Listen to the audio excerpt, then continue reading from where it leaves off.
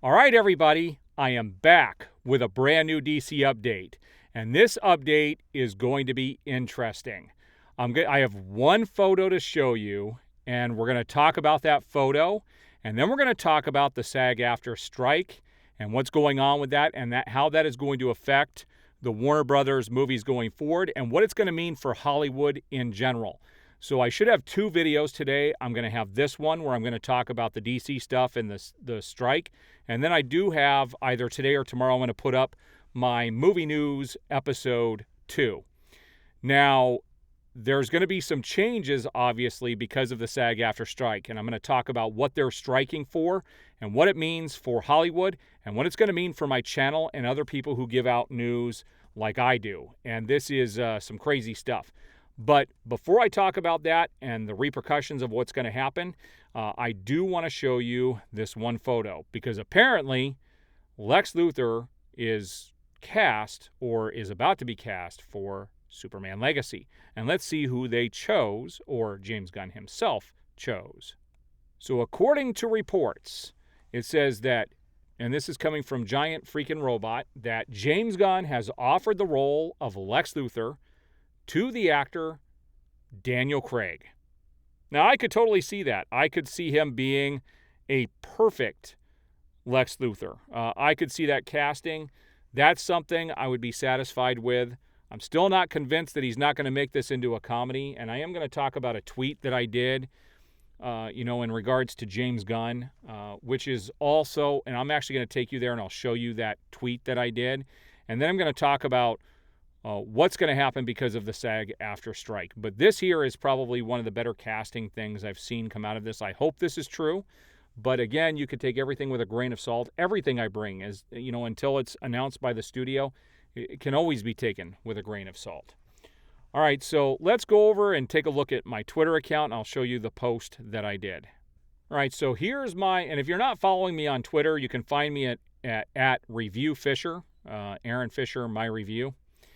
And you can see my last post was the Mission Impossible Dead Reckoning Part 1. I did a movie review on that. That is spoiler-free for the most part. I only discuss a few things that happened at the beginning, but very minor details in regards to the movie. I would certainly appreciate the support if you check that out. But yesterday, before the movie, I had three posts about going to the movie. I did ask James Gunn a question.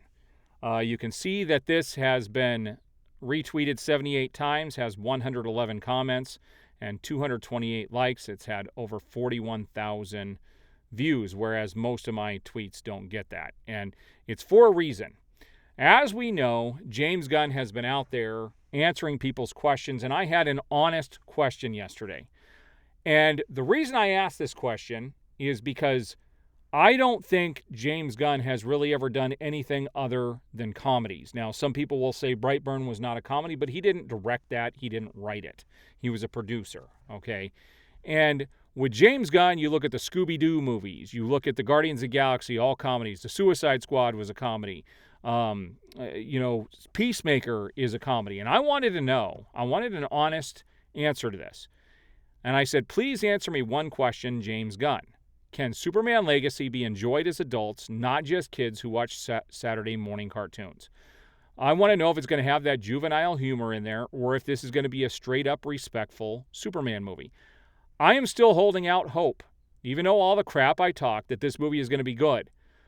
As a kid, I was infatuated with Superman. I loved the original Superman 1 and Superman 2 with Christopher Reeve.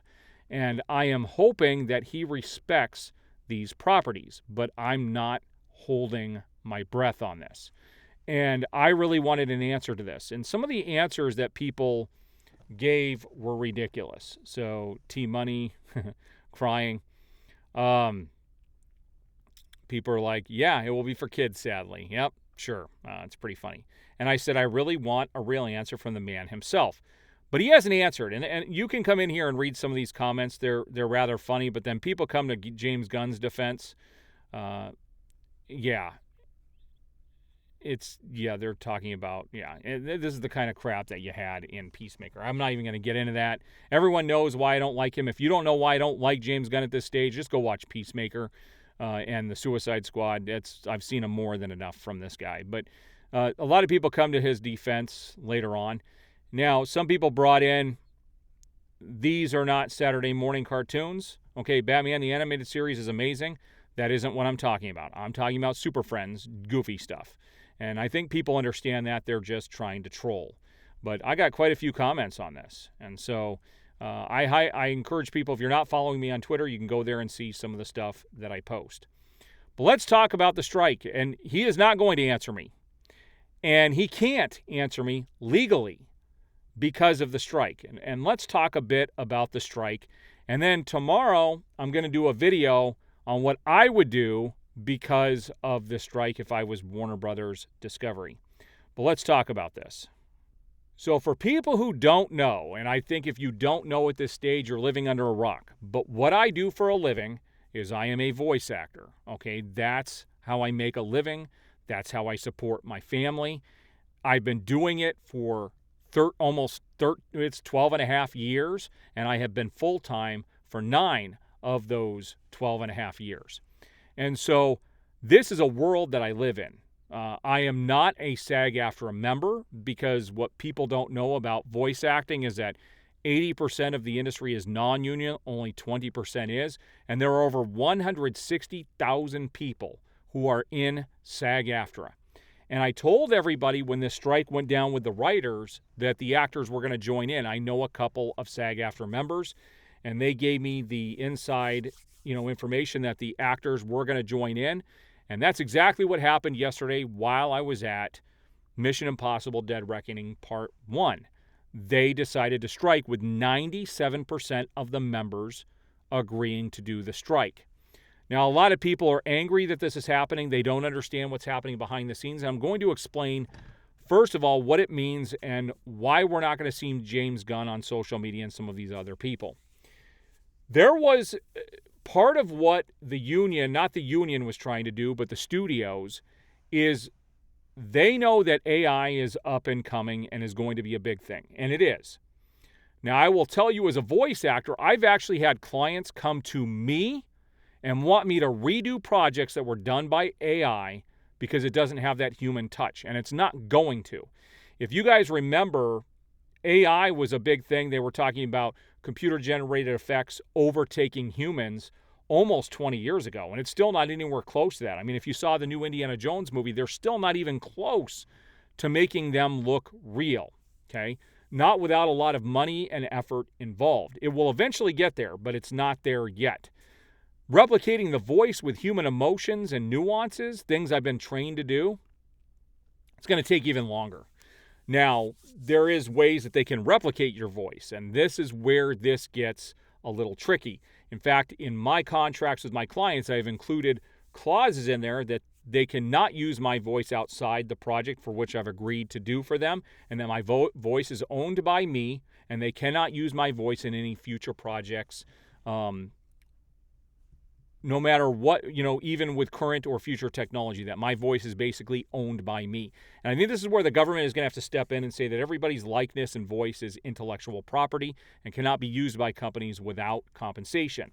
Because what they're trying to do in Hollywood, and this is why they're striking, is they want to use AI heavily. And they even included in these newest rounds of contracts that they want actors to agree that the next project that they do, that they then own those actors' likeness, image, and voice. And if they want to use their image, likeness, and voice in the future, that actor does not have to be compensated for it. You should go see what Fran Dresser was talking about yesterday when this all kicked off and why they were doing this. It was weird to see her talk without her normal high-pitched voice. But that's what they're having to deal with. That's some scary stuff. Because they're basically saying, hey, when technology is good enough, we're not going to need you guys at all anymore. And it's nothing other than a money grab by the studios to enhance their profits and not have to pay the actors and the people behind the voices and behind the actual, images and these people themselves. That is wrong. That is known as in perpetuity. And I will tell you that in this industry, I never, ever, ever do a project that says in perpetuity in it, because that means they can use it now and in the future however they want until the end of time. That is wrong. So I do stand with these actors and actresses in this strike. But this means, and I'm going to talk about what this means for Warner Brothers in the future, but what it means today is that actors and actresses cannot even get on social media. You will see that social media has gone dead silent with actors and actresses because that's part of being in the union. You are not allowed to get on social media. Now, there is something known as financial core in the industry. This is something the federal government has awarded the entertainment industry. If actors have gone FICOR, it means they denounce their union membership and they can work jobs on both sides of the industry. If I ended up in the union, that's probably exactly what I would do so that I could do jobs on both sides, but you can't claim to be a union member, even though you technically still are. About the only thing you lose is your ability to vote with the board, okay? You will see some actors who do that are definitely financial core. I know George Clooney is one of those that is FICOR and some other people.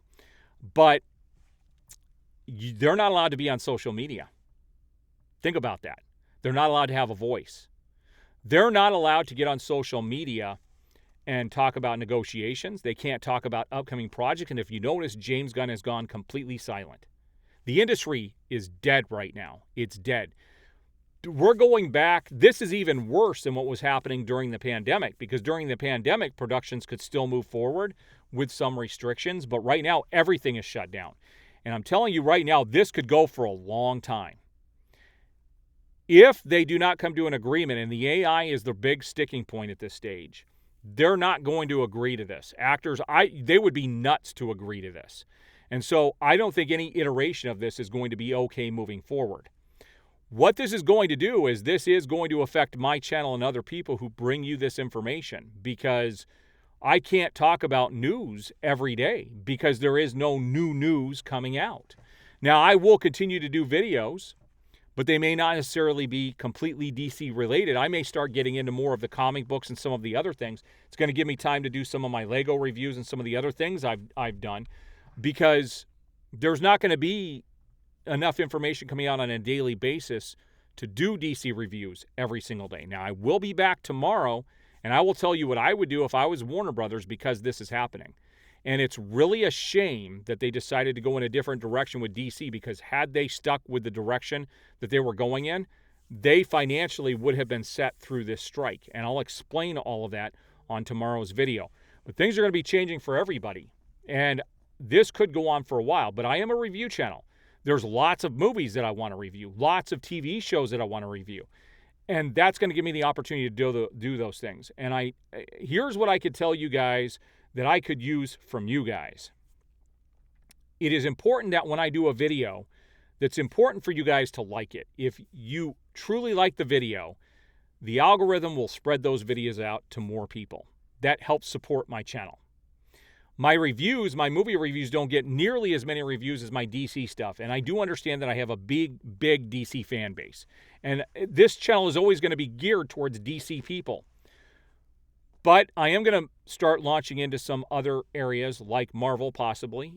There's Star Wars stuff. There's all these things I could talk about. But there's going to be no new information coming out for all this stuff until that strike is done. Like, everything in Hollywood is a standstill. They can't do anything. And so this is just as bad as the pandemic. And if this goes on for a long time, I will tell you they're going to change the release date for Superman Legacy. If this goes on for more than a month or two, they're going to have to move the release date for everything. And we're going to have the same situation we had with the pandemic, where it took a long time. Like, we're now back into the stride of having a lot of movies being released at the theater. And we're going to end up in that situation where we're going to have a big stretch of stuff where they're going to have to focus on, they can't even focus on streaming with any new materials. But that's going to tie into what I'm going to talk about tomorrow with Warner Brothers specifically, because they do have an opportunity to release stuff that we haven't seen before. A haircut, let's think about that. I'm going to have a whole video tomorrow talking about what I would do if I was Warner Brothers at this stage and why they missed a golden opportunity by not continuing with the DCEU. But that's for a video tomorrow. All right, I do appreciate the support.